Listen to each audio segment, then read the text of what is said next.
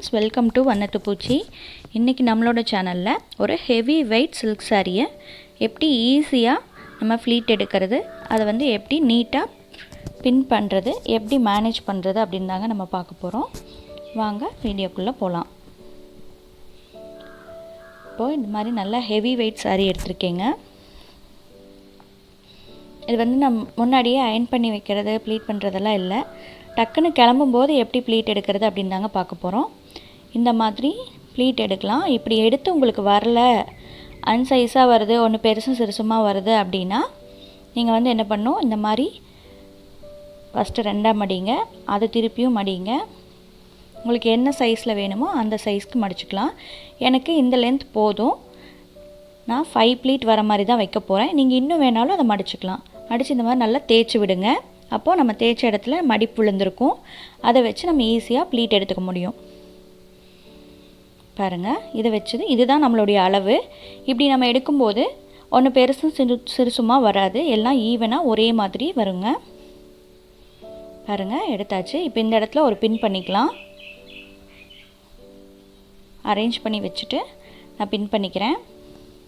எப்போவுமே இந்த மாதிரி ஹெவி வெயிட் சாரிக்கு வந்து நம்ம ப்ளீட் எடுக்கும்போது நம்மளால் தனியாக அதை கட்ட முடியாது. அப்படி யாரும் ஹெல்ப்புக்கு இல்லாதப்போ நம்ம எப்படி இதை கட்டுறோம் அப்படிங்கிறத இன்றைக்கி நான் காமிக்க போகிறேன். இப்போ நான் இதை வந்து என்ன பண்ண போகிறேன்னா, இந்த மாதிரி ஒரு கபோர்ட்லேயோ இல்லை ஏதாவது ஒரு டோர் உங்களுக்கு எது கம்ஃபர்டபுளாக இருக்குமோ அதில் வந்து இந்த மாதிரி ஃபிக்ஸ் பண்ணிக்கோங்க. வச்சு ஜஸ்ட் க்ளோஸ் பண்ணிங்கன்னா அது அப்படியே நின்றுடும்.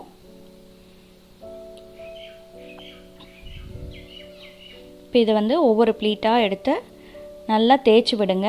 அப்போ அது வந்து அயர்ன் பண்ணது மாதிரி நின்றுக்கும். மடிப்பு கலையவே கலையாது. இப்படி கீழிருந்து மேலே தேய்ச்சி விடுங்க, அப்போ தான் நீட்டாக இருக்கும். இது வந்து ஒரு 2 மினிட்ஸில் நம்ம எடுத்துக்கலாம். யாரோட ஹெல்ப்பும் நம்மளுக்கு தேவையில்லை. நான் இன்றைக்கி உங்களுக்கு வந்து பல்லு எப்படி அரேஞ்ச் பண்ணுறது அப்படின்னு மட்டும்தாங்க காமிக்கிறேன்.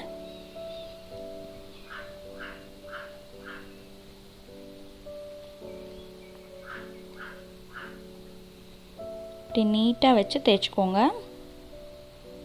தேய்ச்சிட்டு ஒரு பின் பண்ணிக்கோங்க.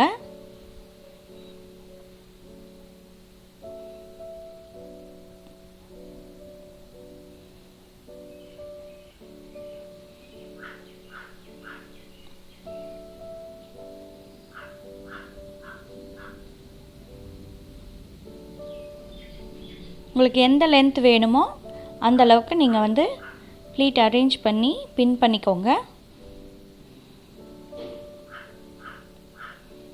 நம்ம நார்மல் காட்டன் சாரீ அந்த மாதிரிலாம் இருந்தால் நீங்கள் கையிலேயே அப்படியே எடுத்துக்கலாம். ஆனால் சில்க் சாரீ வந்து அதுவும் ஹெவி வெயிட்டாக இருக்கும்போது நம்மளால் பண்ண முடியாது. அதனால தான் நம்ம இப்படி டோரில் ஃபிக்ஸ் பண்ணி ப்ளீட் எடுக்கிறோம்.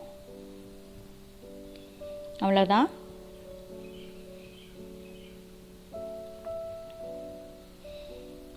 நான் எப்போவுமே இது சாரீ ஃபுல்லாக கட்டிட்டு கடைசியாக தான் பல்லு இது பண்ணுவேன். ஆனால் நான் இப்போ உங்களுக்கு வீடியோவில் காமிக்கிறதுக்காக ஃபஸ்ட்டே நான் பண்ணி காமிக்கிறேன். இப்போ வந்து எப்படி எந்த இடத்துல பின் பண்ணணும்னு நான் உங்களுக்கு காமிக்க போகிறேன்.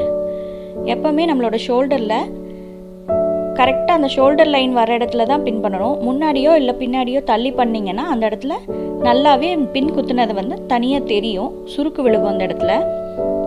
பாருங்கள், கரெக்டாக அந்த லைன் வர்ற இடத்துல பார்த்திங்கன்னா இந்த மாதிரி குத்தணும். இப்படி குத்தும்போது அந்த பின் பண்ணியிருக்கிற இடத்துல சுருக்கு வராது. இப்போ பாருங்கள், உங்களுக்கு நல்லா தெரியும் பாருங்கள்.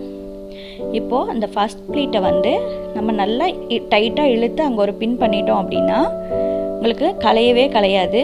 ஈவினிங் வரைக்கும் அப்படியே இருக்கும். நீங்கள் அடிக்கடி அட்ஜஸ்ட் பண்ண வேண்டியதும் இருக்காது. பண்ணிவிட்டு இப்படி ப்ளீட்டை உள்ளே தள்ளி விட்டுருக்குங்க. இப்போ ஒவ்வொரு மடிப்பையும் நல்லா அயர்ன் பண்ண மாதிரி கையிலேயே தேய்ச்சி விடுங்க. அவ்வளோதான். இப்படி தான் நம்ம வந்து பல்லுவை அரேஞ்ச் பண்ணணும். நான் நெக்ஸ்ட் வீடியோவில் உங்களுக்கு சாரீ எப்படி ஃபுல்லாக வேர் பண்ணுறது அப்படின்னு நான் உங்களுக்கு காமிக்கிறேன். பாருங்கள், அது நம்ம எப்போவுமே சாரியை வந்து கட்டுறது பெருசு இல்லை, அதை கடைசி வரைக்கும் கரெக்டாக மேனேஜ் பண்ணணும். இப்போ நீங்கள் இப்படி இழுத்தீங்கன்னா அந்த மடிப்பு எல்லாமே கலைஞ்சிடும். அதனால் நம்ம கீழே உட்காரும்போது இல்லை நடக்கும்போது அந்த சாரியை அட்ஜஸ்ட் பண்ணுறது வந்து ஃபஸ்ட் ப்ளீட் இருக்குது இல்லைங்களா, அதனுடைய கேப்பில் விட்டு அட்ஜஸ்ட் பண்ணணும். அப்போ வந்து என்னாகும், ஹிப் சைட்லேயும் வந்து நல்லா டைட் ஆகும், ஃபிட்டிங்காக இருக்கும், உங்களுக்கு கலையவே கலையாது. இப்போ அந்த பின்னால் பின் பண்ணதை வந்து கழட்டிக்கலாம். அவ்வளோதான், நம்ம நீட்டாக சாரி கட்டியாச்சு. யாரோட ஹெல்ப்பும் இல்லாமல் ஈஸியாக கட்டிட்டோம். இந்த வீடியோ உங்களுக்கு பிடிச்சிருக்குன்னு நம்புகிறேன். இது உங்களுக்கு யூஸ்ஃபுல் அப்படின்னு தோணுச்சுன்னா லைக் பண்ணுங்கள், ஷேர் பண்ணுங்கள், கமெண்ட் பண்ணுங்கள், கண்டிப்பாக சப்ஸ்கிரைப் பண்ணுங்கள். தேங்க்ஸ் ஃபார் வாட்சிங்.